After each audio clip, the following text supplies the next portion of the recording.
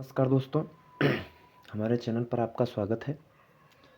आज हम लोग देखेंगे कि तकनीकी स्थानापन्नता की सीमांत दर का नियम क्या होता है।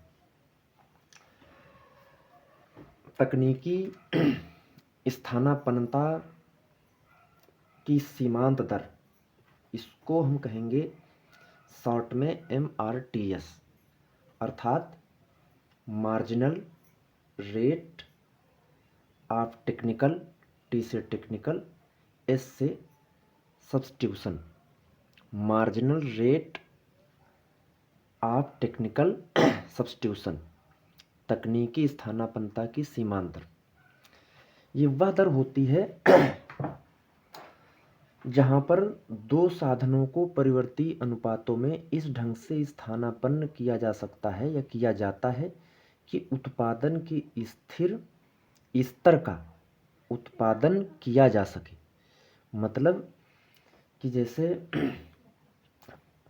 प्रोडक्शन हम 100 कर रहे हैं, 100 इकाइयाँ कर रहे हैं, तो उसमें जितनी हम पूंजी और श्रम लगा रहे थे, तो अब हम फिर भी 100 ही करेंगे और श्रम जो पूंजी हम लगा रहे थे उनमें चेंज करेंगे। जैसे पीछे एक वीडियो में आपने देखा था कि किस तरीके से एक चीज़ घट रही थी तब दूसरी बढ़ रही थी। अगर उतना ही उत्पादन करना है तो पूंजी अगर हम घटा रहे थे तो श्रम को बढ़ा रहे थे। तो ठीक वही चीज़ है। दो साधनों सी को कैपिटल पूंजी लेते हैं और एल लेबर में तकनीकी स्थानापन्नता की सीमांत दर MRTSLC वह है जिस पर उत्पादन की मात्रा में परिवर्तन किए बिना वस्तु यक्ष के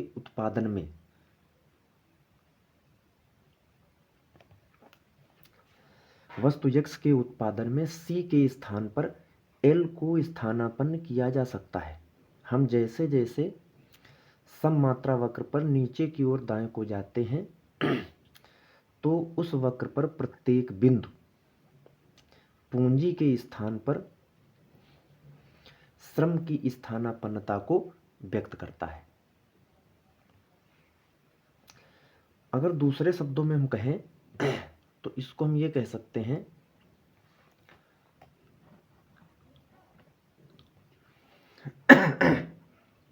कि पूंजी के लिए श्रम की तकनीकी स्थानापन्नता की सीमांत दर एक बिंदु पर सम मात्रा वक्र की ढलान है।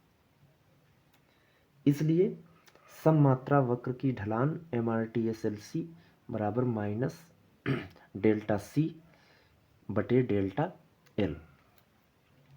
इस सूत्र के माध्यम से हम इसको निकाल सकते हैं। इसके अलावा हम एक अनुसूची के माध्यम से समझने का प्रयास करते हैं।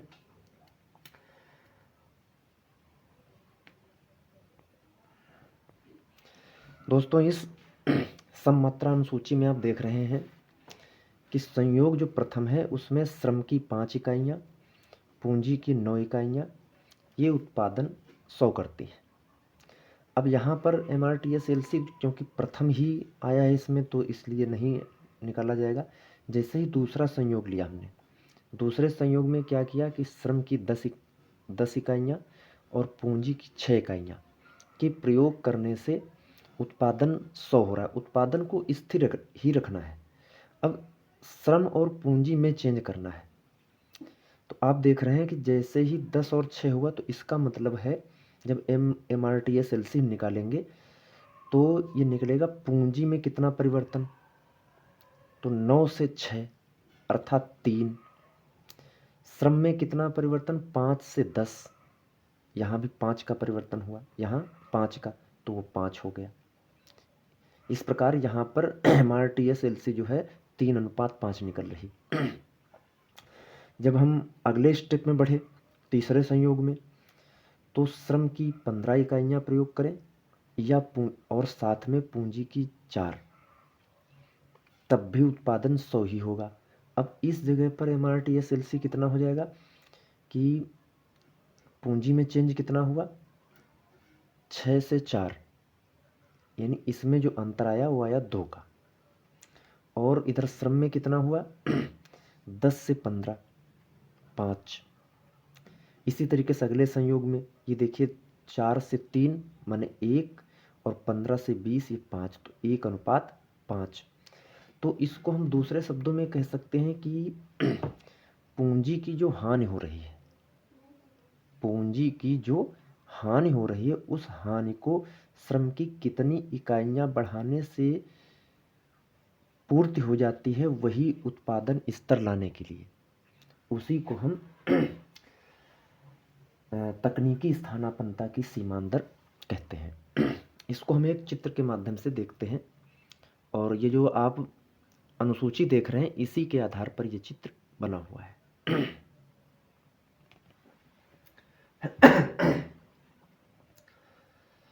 इस चित्र में जैसा आप देख रहे हैं समांतर अक्ष पर श्रम को लिया गया है और अनुलंब अक्ष पर पूंजी को। पहला हमने देखा था कि 9 पूंजी की 9 इकाइयाँ और श्रम की थी 5 थी, तो श्रम की 5 इकाइयाँ, पूंजी की 9 इकाइयाँ, ये मिलके उत्पादन 100 कर रही हैं। ये जो वक्र है ये सममात्रा वक्र है।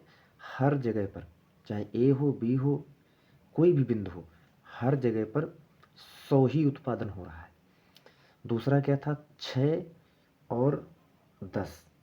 तीसरा 4 15।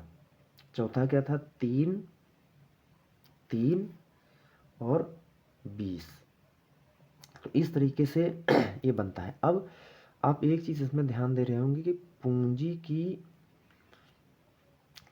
जो ये हानि हो रही है, पूंजी को जो हम कम कर रहे हैं, तो इसमें श्रम को कितना बढ़ाया जा रहा है, उसी को स्थानापन्नता कहते हैं। दूसरी चीज़ इसमें यह है कि ये घटती सीमांत दर के आधार पर होता है, निगेटिव में जाता है, इसलिए इसको निकालने के लिए निगेटिव का चिन्ह लिया जाता है। क्यों? क्योंकि अगर निगेटिव नहीं होगा तो ये टच कर जाएगा इधर। तो इस तरीके से हम लोगों ने ये समझा है, उम्मीद है समझ में आया होगा। बाकी तकनीकी जो स्थानापन्नता की सीमांत दर है उसको हम दूसरे तरीके से भी व्यक्त कर सकते हैं, और उसको व्यक्त करने के लिए आपको लिखना होगा MRTS। दिखा देते हैं आपको।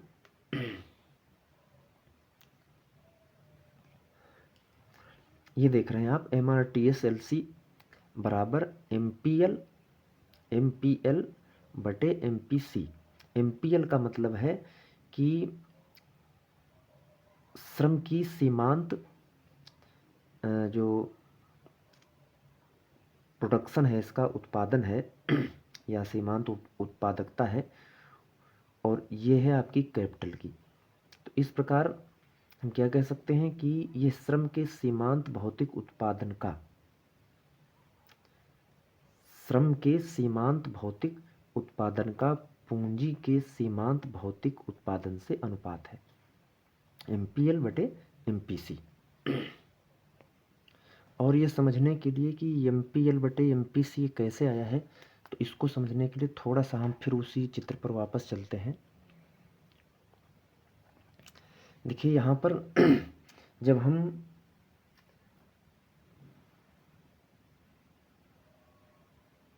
AH की जो AH है इसकी अगर हम ढलान लें, तो ढलान लेने के लिए क्या हमें करना होगा BT बटे TG, BT बटे TG। तो BT का मतलब हो गया कि ए पूंजी की इतना छोड़ने पर एक इकाई में कितना परिवर्तन होगा, और उस परिवर्तन को पूरा करने के लिए श्रम की TG इकाइयों की आवश्यकता होगी। तो BT बटे जब TG हम करेंगे, BT का मतलब होता है यहाँ पर होगा कि 1 बटे MPC। BT का मतलब है इधर ये C है, कैपिटल है, तो 1 बटे MPC। ये क्या है L है इधर को, तो ये इसका मतलब होगा TG का मतलब 1 बटे MPL, 1 बटे MPC, 1 बटे MPL। तो इस इसके बटे जब हम ये करेंगे 1/MPC, ध्यान दीजिएगा, 1/MPC बटे 1/MPL, तो क्या होगा, जैसा आप देख रहे थे इसमें ये जो MPL नीचे जा रहा है, वैसे क्या होगा कि 1/MPC, 1/MPC बटे 1/MPL, तो जो नीचे है वो ऊपर आ जाएगा, तो जो MPL सबसे नीचे गया है वो MPL सबसे ऊपर आ जाएगा। इस प्रकार से ये सूत्र आपका बन जाएगा। इसके साथ में आपको ये ध्यान रखना है कि जो MRTS होती है ये कभी भी शून्य नहीं हो सकती है, कभी भी अनंत नहीं हो सकती है, और ना ही स्थिर रह सकती है, बल्कि ये घटती जाती है। क्यों घटती जाती है, उस चित्र को हमने देखा है कि क्यों घटती जाती है।